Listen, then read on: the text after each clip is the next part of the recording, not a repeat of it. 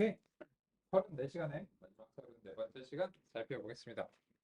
아까 그 서포트 벡터머신 이제 해놓고 갔는데 20분인지 돼도 이제 종료될 기미가 어제 없더라고요. 그래서 이제 최종적인 형태가 이제 알비노 커널인데 이것들이 설정이 좀 다릅니다. 그래서 이제 알비노 커널을 일단은 이제 시작을 해놓고 이 서포트 벡터머신이 좀 그 데이터 포인트가 많은 경우에 그 힘들어하는 그런 이제 문제가 있긴 있습니다. 그래서 일단 이렇게 이제 해놓고 나서 서포트 벡터 머신의 이론을 살펴보는 것을 이제 기다리는 동안 하면은 효과적으로 우리가 시간을 활용할 수 있을 것 같습니다. 그래서 교재에 해당 부분 상의 드리도록 하겠습니다. 우리 이제 마지막 주제죠. 144페이지에 커널 서포트 벡터 머신으로 가보도록 하겠습니다.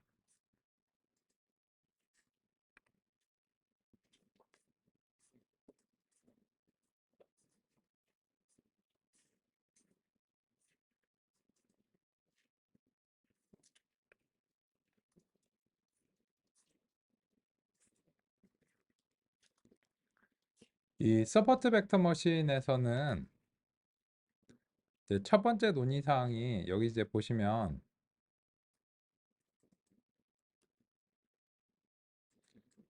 입력 데이터에서 단순한 초평면으로 정의되지 않는 더 복잡한 모델을 만들 수 있도록 확장한 것이다 라고 하는데, 이 서술에 대해서 좀 평가를 해보겠습니다. 이게 무슨 말인가 하면 초평면을 형성하는 것이 누구냐 라고 하는 거죠.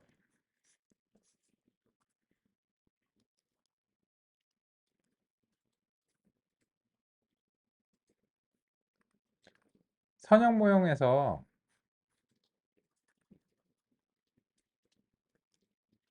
특성이 하나이면은 직선을 형성하고요.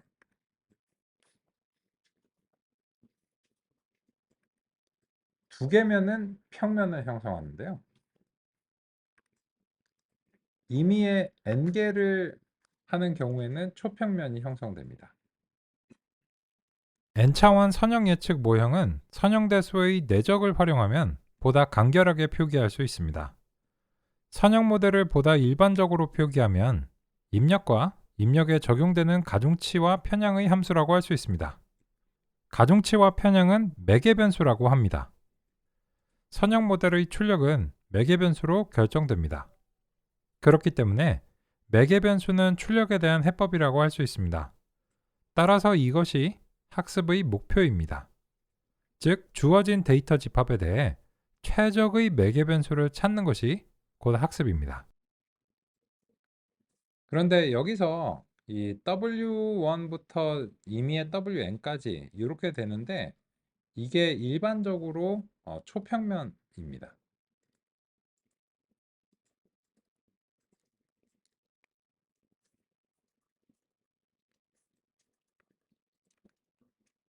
초평면을 이제 실제로 3차원 이상은 그려볼 수가 없기 때문에 우리가 이제 이거를 강제적으로 2차원 평면에서 그 표현하는 방법을 다음과 같이 선택을 했었습니다.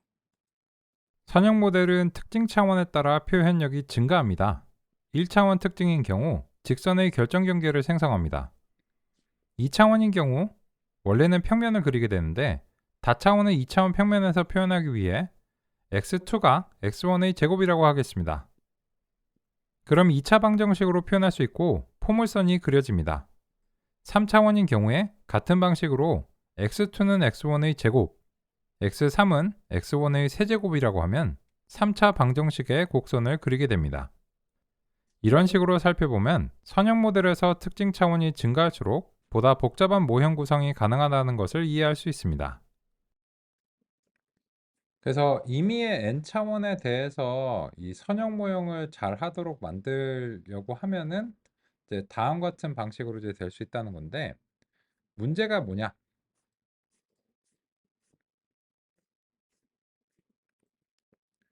가설 공간이라고 하는 용어와 개념을 좀 도입해 보도록 하겠습니다. 모델이 표현할 수 있는 가능성의 영역을 가설 공간이라고 합니다. 선형 모델의 경우 직선, 평면, 초평면과 같은 선형적 표현들이 가설 공간에 포함됩니다. 기계학습 모델을 선택한다는 것은 궁극적으로는 가설 공간을 선택하는 것이라고 할 수 있습니다. 가설 공간 이내에서 데이터 집합에 적합한 특정한 설정을 찾아내는 것은 모델이 학습 과정에서 수행하기를 기대합니다. 선형 모델이 가설 공간을 탐색하는 것을 시각적으로 형상화하기 위해 1차원의 데이터를 가정하겠습니다. 손실을 최소화하는 가장 바람직한 기울기를 찾아내는 과정이 곧 선형 모델의 학습입니다. 그것은 직선의 기울기를 찾아내는 과정이라고 할 수 있습니다.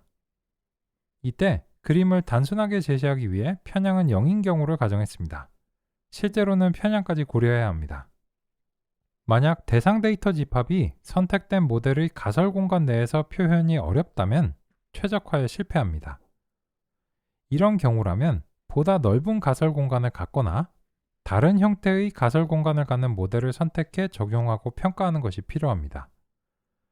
대부분의 데이터들은 시각화가 어렵거나 불가능하기 때문에 어떤 모델이 적절할지 미리 알아내는 것은 사실상 불가능합니다. 그렇기 때문에 다양한 모델들을 적용해 보는 수밖에 없습니다. 그 과정에서 보다 적절한 모델을 찾을 수 있습니다. 그런데 기계학습이 데이터에 맞춰 가설 공간 자체를 확대하는 것은 불가능합니다. 입력과 출력을 매핑하는 함수의 적절한 표현은 무한한 가능성의 공간 어딘가에 있습니다. 그러한 가능성의 공간을 임의로 탐색하는 방식도 없고 설령 그런 방식이 있다고 해도 탐색에 무한히 많은 시간이 소요됩니다. 그렇기 때문에 어떤 데이터든 알아서 학습해낼 수 있는 만능의 단일한 기계학습 모델은 없습니다. 이게 이제 핵심인데요. 여기서 이 커널 서포트 벡터 머신은 초평면에 대해서 논의를 한다는 것 자체가 이 커널 서포트 벡터 머신의 기반이 선형 모형이다라는 것을 뜻합니다. 그런데 방금 전에 논의 드린 것처럼 선형 모형인 경우에는 이런 단순한 초평면으로 해결이 될 것을 가정하는데 그런 식으로 해결이 안 되는 경우가 있다는 거죠. 예를 들자면 이제 다음 같은 사례입니다. 그림 3-6번과 같은 사례인데 이런 사례들은 이제 좀 더 이제 단순한 형태로 이제 제시를 하면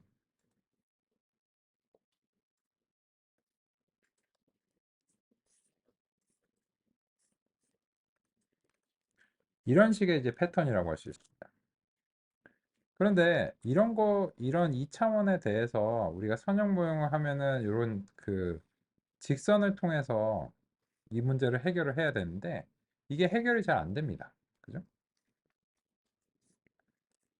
그래서 144페이지와 이제 145페이지에서는 이제 그런 점을 논의를 하고 있는 거고 여기에 대해서 그 메이크 블럭을 통해서 이제 해결을 하려고 노력했을 때 잘 안 된다는 사실을 이제 보여주고 있습니다. 그러면 이제 그 여기에 대해서 이런 형태로 그림을 그리는 것은 이제 메이크 블럭을 통해서 이렇게 이제 그릴 수가 있다라고 하니까는 그 한번 이제 살펴볼까요? 그나저나 이게 그 서포트 벡터 머신이 이 텔리 하우스처럼 좀 개수가 많은 경우에는 시간이 굉장히 오래 걸립니다. 그래서 이제 얘도 어쩔 수 없이 멈춰야 되겠네요. 일단 이제 멈추겠습니다. 멈추고 이제 서포트 벡터 머신의 원리를 이제 살펴보기 위한 부분을 이제 보겠습니다.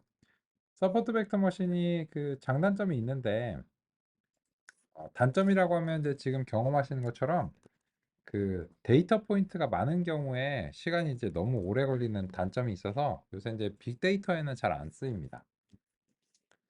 그래서 그 서포트 벡터 머신의 원리를 첫 번째로 제가 이제 소개해 드리기 위해서 다음과 같이 그 선형의 이제 경우에 대해서도 소개를 드렸는데 이제 그 분류의 상황에 대해서도 한번 이제 살펴보겠습니다.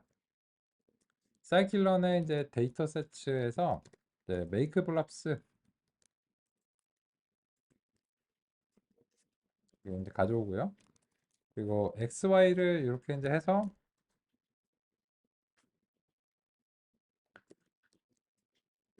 교재 설정은 이제 그대로 이제 가보겠습니다. 센터즈 4개, 그리고 랜덤 스테이트 8로 이렇게 하고요. 그리고 나서 이제 y 값은 y 값을 이제 보시면 이제 다음과 같은데, 요거를 이제 그 두 가지 유형으로 나누기 위해서 그 홀짝으로 이제 나누는 겁니다. 이런 식으로. 그래서 이제 이진 분류로 홀짝을 이제 통해서 이진 분류로 이제 강제적으로 이제 만드는 거고요. 그리고 나서 이제 그 PLT 스캐터를 통해서 한번 이제 살펴보겠습니다.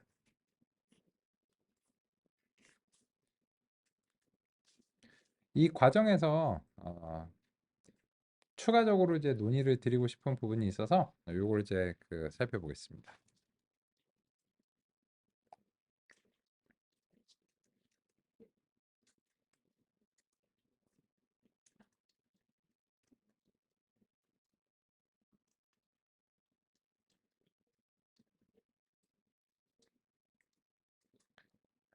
그러면 요 그림은 145페이지의 그림 2-36번을 이제 재현한 것이다 라고 하는 사실을 알 수 있습니다.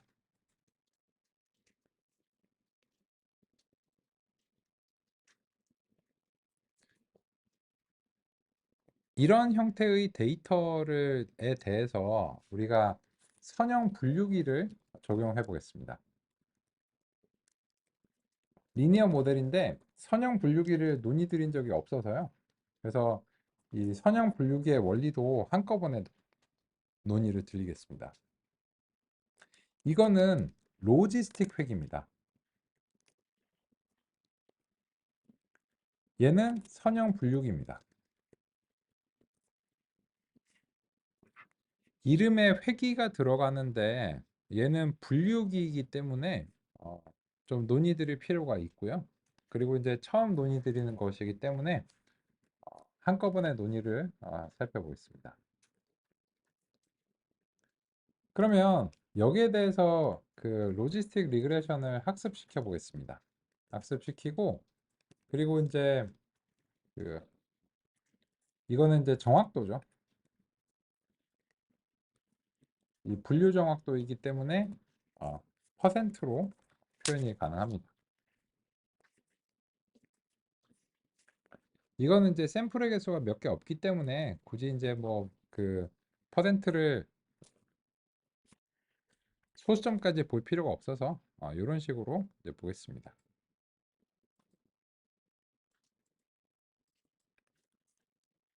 그리고 여기에 대해서 그 y의 도수를 우리가 이제 확인해 보겠습니다.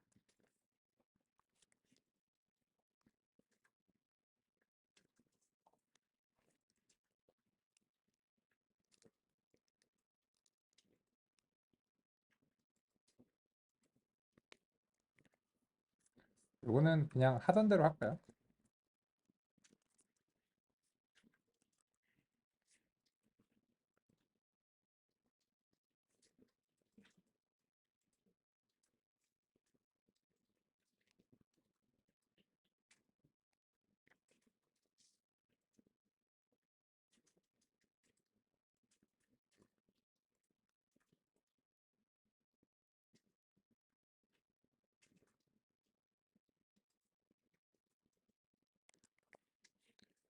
전체 100개고 0과 1이 1대1의 비율로 나눠져 있습니다.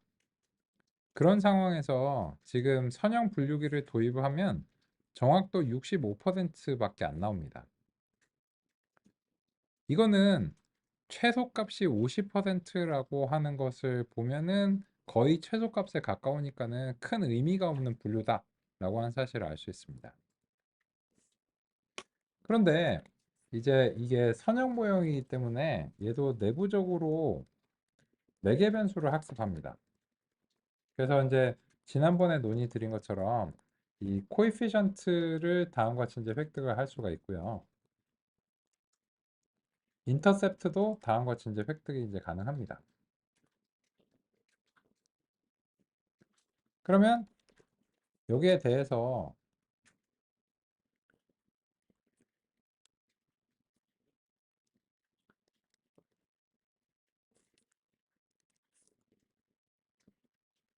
어떠한 모형이 이제 내부적으로 형성이 되었는가? 이런 식으로 이제 살펴보겠습니다.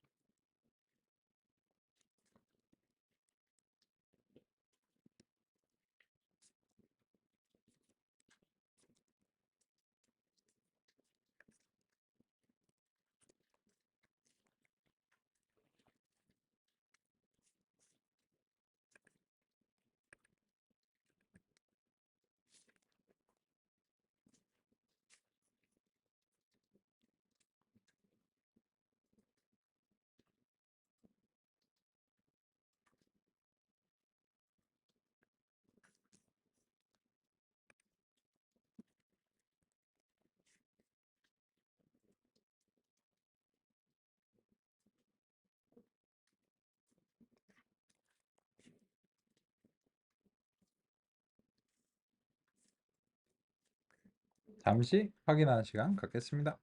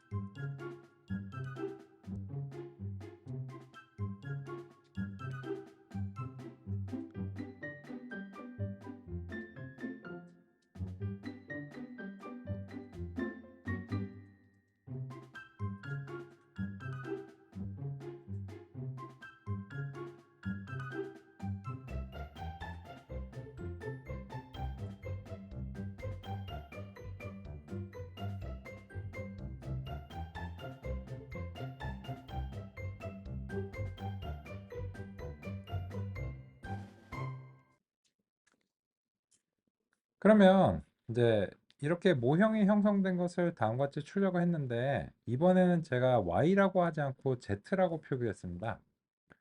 그것은 이제 다음과 같은 이유가 있습니다. 먼저 로지스틱 회기에 대해서 이제 선형 모델이긴 한데 분류 모델이라서 뭔가 다른 점이 있고 이게 어떻게 분류 모델이 되는가에 대해서 같이 살펴보겠습니다.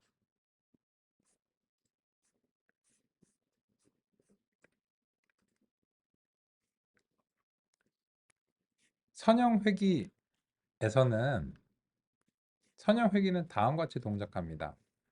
지금처럼 이렇게 이제 되면 요 직선상에서 예측이 일어나는 겁니다.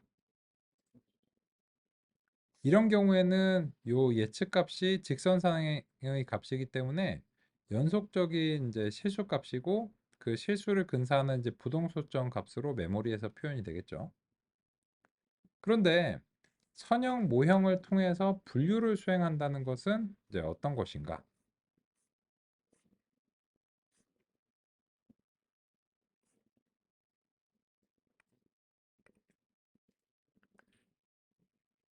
그 점을 같이 한번 이제 살펴보겠습니다.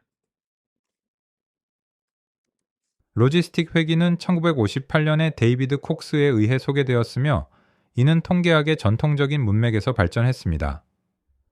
로지스틱 회기는 이전부터 존재하던 선형 회기 모델을 분류 문제에 적용 가능하도록 확장한 것이며 주로 생물학과 의학 분야에서 확률적 결과를 모델링하는 데 사용되었습니다.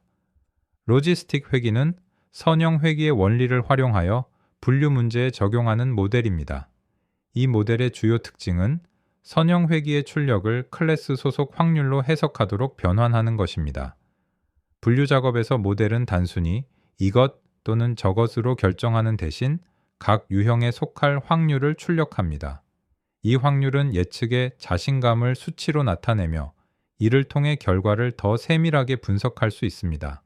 이러한 특성 덕분에 로지스틱 회기는 예측의 불확실성을 고려할 수 있고 다양한 응용 분야에서 유용하게 사용됩니다. 그러면 이제 보겠습니다.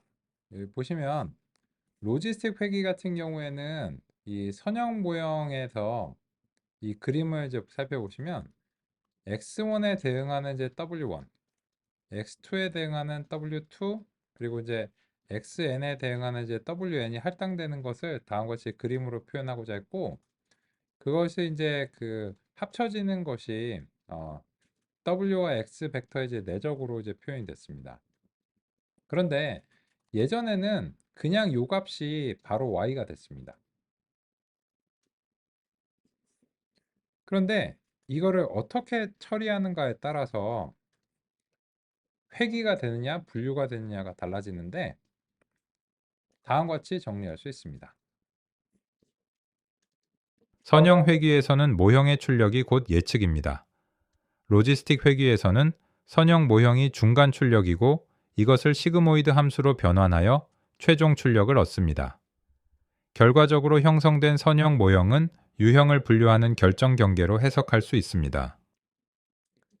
그러면 이 점을 구체적으로 말씀드리기 위해서 이제 캔서 데이터에 대해서 로지스틱 회귀를 한번 적용해보고 그 실습을 통해서 이제 살펴보겠습니다. 이 아래쪽에다가 새로운 코드 셀을 하나 추가하고 어, 로지스틱 리그레션을 캔서 데이터에 적용을 이제 해보고요. 그리고 이제 점수가 얼마나 나오는지 한번 이제 확인해 보겠습니다.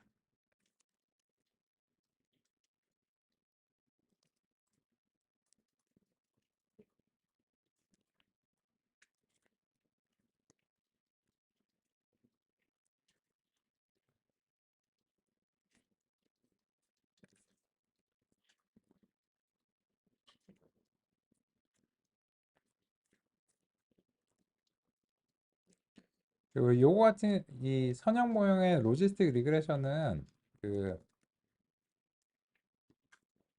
전처리를 좀 탑니다. 그래서 이제 민맥스나 이제 스탠다드 스케일러를 이제 적용해 주겠습니다.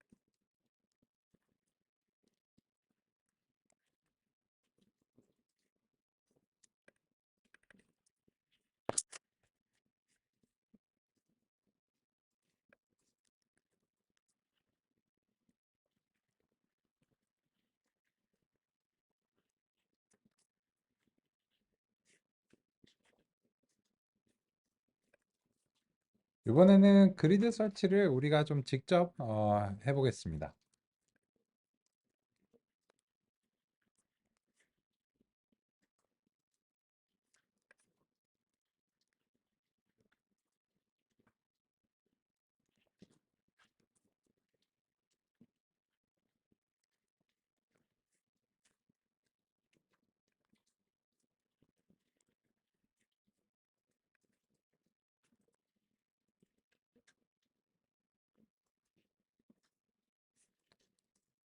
잠시 요 구성하고 확인하는 시간 갖겠습니다.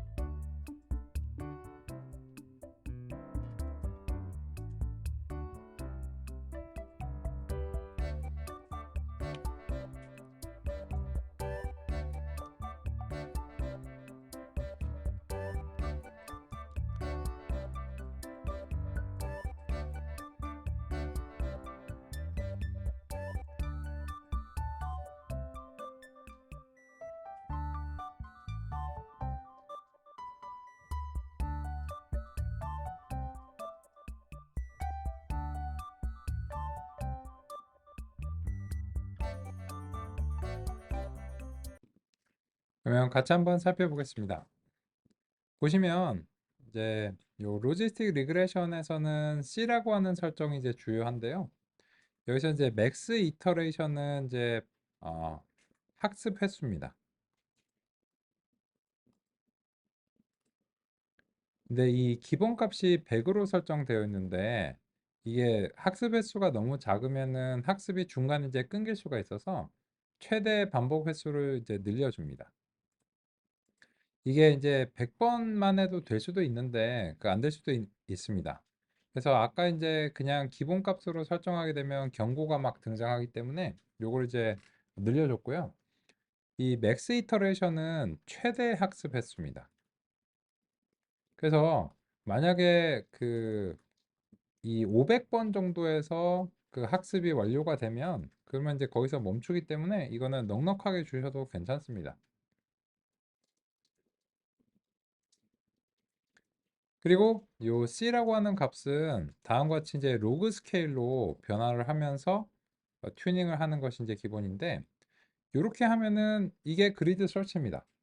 근데 다만 이 과정에서 이제 요거 그리드 설치는 크로스 밸리데이션은 안 들어갑니다. 그래서 가급적이면 그리드 설치 API를 그냥 사용하시는 게 더 바람직합니다.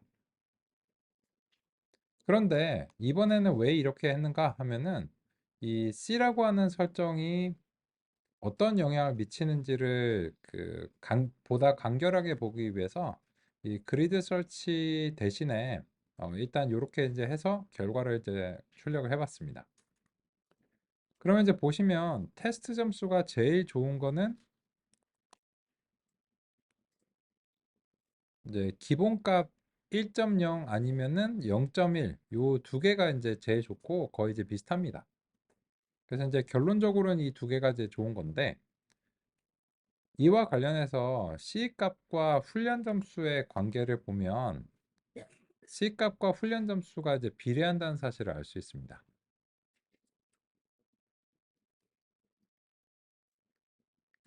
근데 왜 그러면 이 C라고 하는 이제 것을 다음과 같이 이름을 지었냐? 그러면은 모델의 캐패시티 이런 것을 염두에 두고서 C라고 하는 변수를 설정한 것으로 이제 보입니다. 그래서 이 C를 증가시키면 모형의 표현력이 대체로 증가하는 것을 기대할 수 있는데 그거를 직접 볼 수가 없기 때문에 이 훈련 점수를 통해서 그 점을 짐작할 수 있습니다. 그런데 선형 모형의 경우에는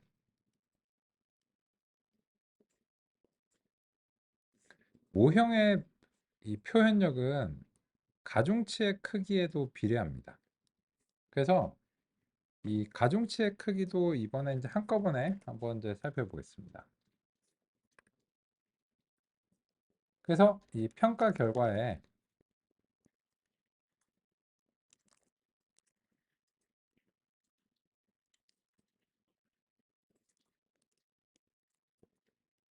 가중치 벡터의 크기를 같이 한번 이제 구해 보겠습니다.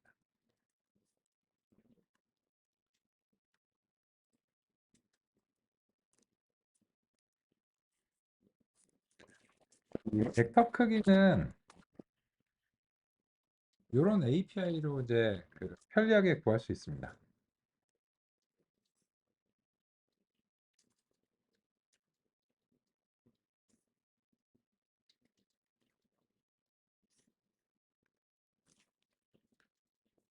그러면은 요게 이제 추가가 되면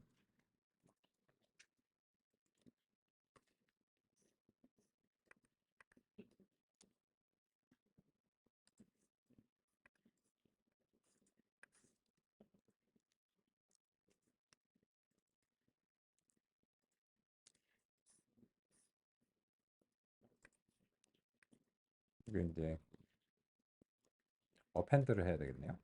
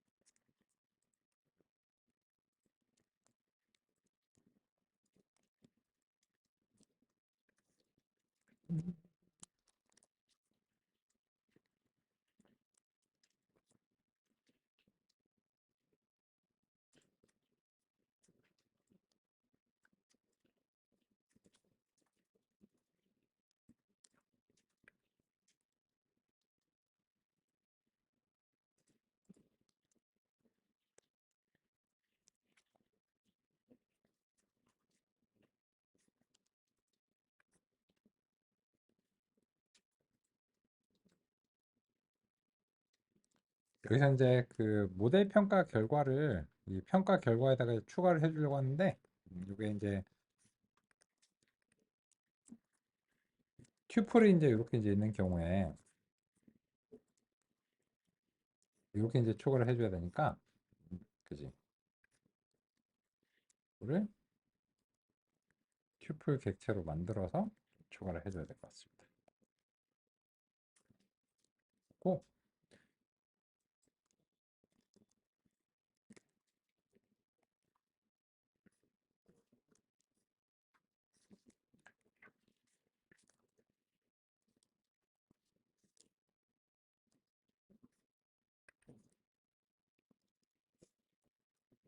해도 될까? 여기서 이제 그 추가하는 방식과 관련해서는 조금 의아한 점이 있으실 텐데 제가 이제 좀 간결하게 위에서 이제 보여드릴게요.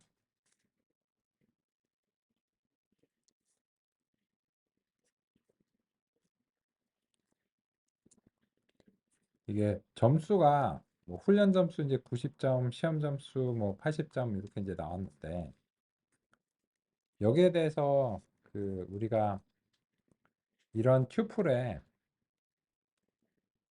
뭐 가중치 벡터의 크기 뭐 이런 식으로 이제 그 추가를 해주고 싶어요. 그래서 이제 세 개짜리 이제 튜플을 이렇게 이제 만들려고 하는데 이때 이제 그 요런 방식으로 추가를 하는 게 여기서 이제 수행한 겁니다. 그래서 이제 가독성을 위해서 이렇게 이제 할게요. 가중치 벡터 크기라고 하는 것을 그 산출하는 부분을 이렇게 이제 빼내겠습니다. 그리고 평가 결과에 가중치 벡터 크기를 이제 튜플로 구성해서 이제 더 이렇게 명시하겠습니다. 그래야 이제 가독성이 좀 있겠네요.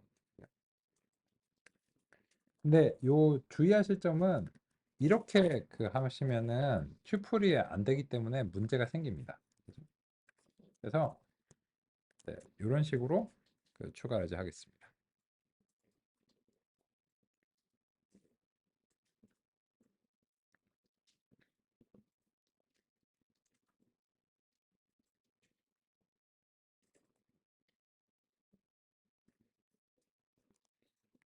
그러면 이제 여기서 이제 보여드리고자 하는 것은 다음 같은데요. 이제 C라고 하는 값과 결과적으로 훈련 점수가 비례하는데 그거의 근본적인 원인은 이 가중치 벡터의 크기에 있다는 것입니다. 즉 최종적으로 정리하면 첫 번째 선형 모형의 표현력은 가중치 크기에 비례합니다. 두 번째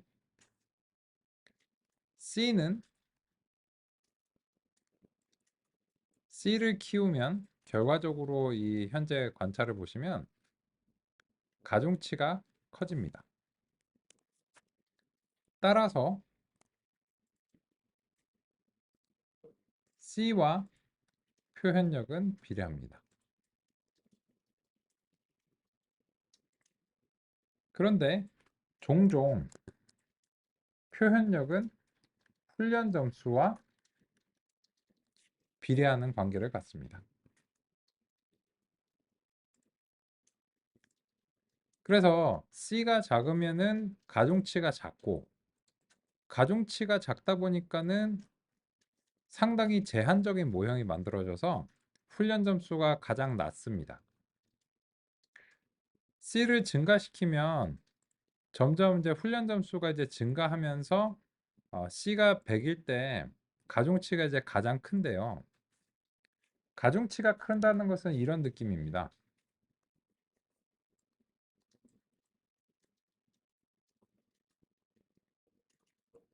이런 느낌이라서 상대적으로 복잡한 모형이 형성됩니다. 그러다 보니까 이 로지스틱 리그레션에서 가중치가 이제 제일 클 때 훈련 점수를 100점을 맞습니다. 그런데 100점을 맞는 것이 좋은 일이냐 하면은 시험 점수를 보면 과적합이 많이 발생했습니다. 즉, 너무 복잡한 모형은 새로운 데이터에 대한 적응 능력, 일반화 능력이 이제 떨어지는 전형적인 과적화의 문제가 있고, 그래서 이 C를 너무 키우면은 가중치가 너무 폭발해 버리기 때문에 그거를 어느 정도 워워 이렇게 진정을 이제 시켜주는 겁니다. 물론 적당하게요.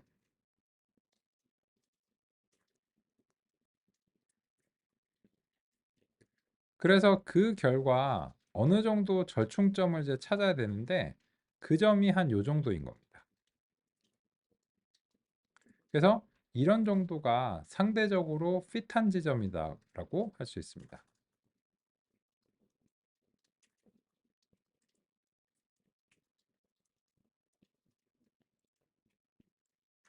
이게 궁극적으로 우리가 이제 하고자 하는 일입니다.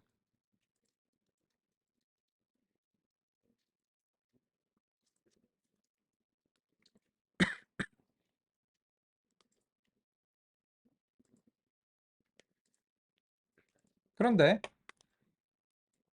이제 이 얘기를 이제 왜 꺼내는가 하면은 일단은 로지스틱 리그레션에 대해서도 그 논의를 드려야 되고 두 번째로는 이 로지스틱 리그레션이 그 동작하는 원리에 대해서 최종적으로 소개를 드리기 위해서입니다. 근데 아까 전에 이제 로지스틱 리그레션은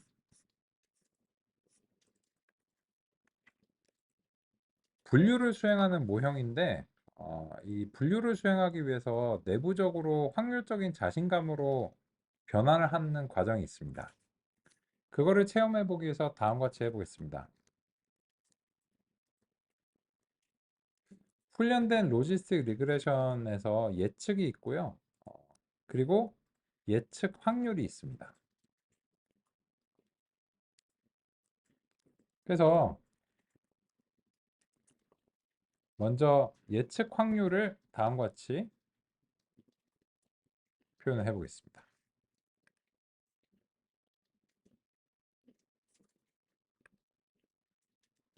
그리고 이게 너무 잘하기 때문에 이거를 좀 강제적으로 약간 못하는 상황을 가정해서 어, 해보겠습니다.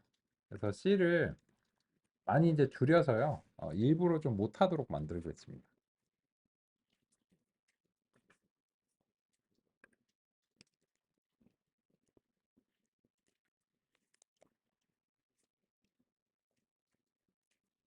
그래야지 조금 흥미로울 것 같아서요.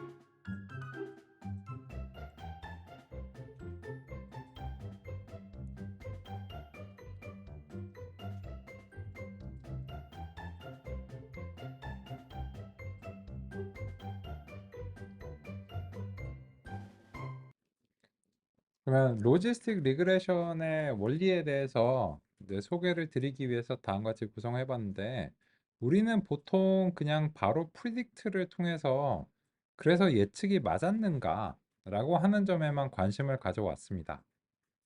그런데 이 로지스틱 리그레션은 이제 이 predict probability라고 하는 것을 내부적으로 활용을 합니다. 그래서 그냥 이게 맞다 틀리다라고 하는 것이 아니고 주어진 입력 x에 대해서 y가 악성일 확률, 주어진 입력이 x에 대해서 양성일 확률, 이런 식으로 내부적으로 이제 활용을 합니다. 그래서 제가 일부러 성능을 좀 안 좋게 해야지 이 값들이 좀 흥미롭기 때문에 이거를 이제 성능을 안 좋은 값을 일부러 골라서 이제 했고요. 그러면 같이 한번 이제 평가를 해보겠습니다. 그러면 421번 샘플에 대해서 로지스틱 리그레션은 주어진 입력 x에 대해서 양성일 확률을 57%로 했고 악성일 확률을 42%로 했습니다. 그러면 확률이 높은 쪽을 고릅니다. 간신히 맞췄다고 할 수 있죠. 그래서 예측을 1로 했는데 정답을 1로 했어요. 근데 이거는 품질이 안 좋은 거죠. 그러면 다음번 보시면 아슬아슬한데요. 47에서 악성이 49%고 양성이 50%인데 이거 반올림하면 50이기 때문에 거의 이거는 모른다예요. 그래서 이제 어쨌든 소수점 하나라도 큰 값으로 예측하기 때문에 했는데 땡 틀렸죠. 아슬아슬해서 했습니다. 다음은 그래도 조금 낫죠. 아, 이거 양성 아닌가요? 아, 맞았죠. 근데 나머지 두 개도 틀렸습니다. 그죠? 이게 이제 그 로지스틱 리그레션 이제 동작하는 건데 잘 되는 경우는 이렇지 않고요. 이 C 값을 이제 그 좋은 값으로 늘려 보겠습니다. 1.0으로 바꿔서 이제 다시 한번 해보겠습니다. 그러면 이제 잘 되는 경우는 이런 느낌이에요. 아, 이거는 뭐 90% 양성이죠. 정답. 이거는 완전 악성이죠. 정답. 이거는 양성. 정답. 이거는 거의 뭐 100% 악성인데요. 정답, 정답. 이게 잘하는 거예요. 그래서 얘가 자신 있게 맞출 때는 일단 확률적인 값이 한쪽으로 확 쏠립니다. 이게 이제 자신 있는 건데, 그래서 이제 로지스틱 리그레션은 내부에서 이런 식으로 이제 확률적인 값을 이제 기반으로 해서 회귀 문제를 분류의 형태로 이제 바꾸는 겁니다. 그래서 원래 만약에 여기까지였으면 여기는 선형 회귀입니다. 그런데 방금 전에 이제 보신 것처럼 이거를 확률의 값으로 변경하는 이제 과정이 있고요. 그 확률의 값으로 변경을 하면서 이게 로지스틱 회귀가 되는 겁니다. 이런 점들이 이미 1950년도에 일어났습니다. 그래서 이제 이런 로지스틱 회귀로 만들어주는 요 함수를 로지스틱 시그모이드라고 합니다. 승산율 값은 0 이상의 값을 갖습니다. 이때 선형 회귀의 출력은 실수 범위의 요거부터 봐야 되겠네요. 어떤 사건이 발생하거나 그렇지 않다고 예측을 하는 이진 분류의 경우를 가정하겠습니다. 스포츠 경기의 승패를 예측하는 것이 그러한 예시가 될 수 있습니다. 이 경우 승산율은 다음과 같이 정의합니다. 이때 확률 P는 승리할 확률이라고 하겠습니다. 만약 승리할 확률이 0.5, 즉 반반이라면 승산율은 1입니다. 승리할 확률이 아예 없다면 승산율은 0입니다.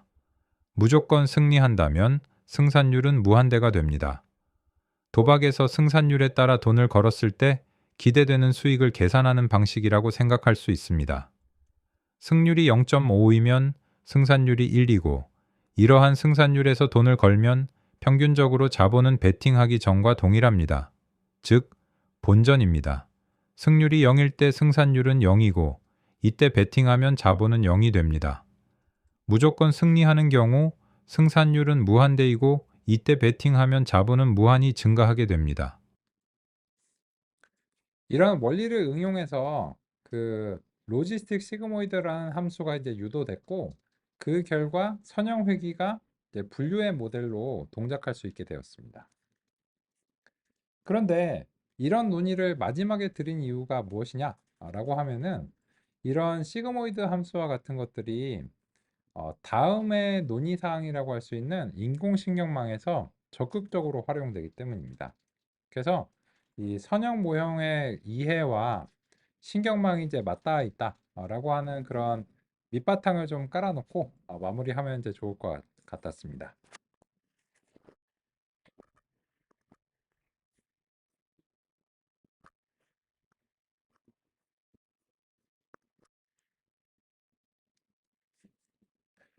우리는 1940년대부터 2000년대 직전까지의 기계학습 알고리즘들을 살펴봤습니다.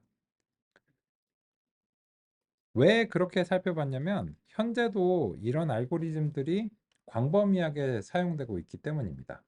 그래서 KNN으로부터 이제 시작을 해서 결정 트리와 선형 모형 살펴봤고요. 2000년대에 이제 가까워서 서포트 벡터 머신도 같이 이제 살펴봤습니다.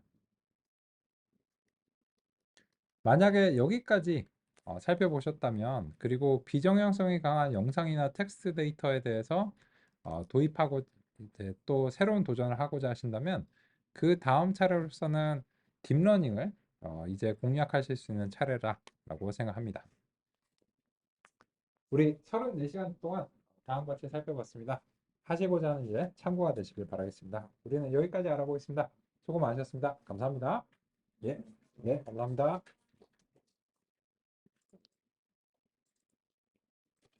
갑자기 비가 오나 보네요. 그죠? 큰일 났네요. 오늘 비 소식이 있었나요? 천둥번개